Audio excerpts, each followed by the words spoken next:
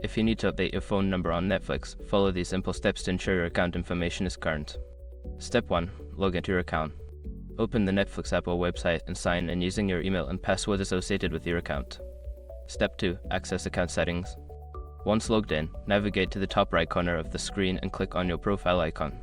From the drop-down menu, select Account to access your account settings. Step 3. Update phone number. In the account settings, look for the Membership and Billings section. Here, you will find the option to update your phone number. Click on it to proceed. Step 4. Enter new phone number. Input your new phone number in the designated field. Make sure to double-check the number for accuracy before proceeding. Step 5. Save changes. After entering the new phone number, click on the Save button to confirm the changes.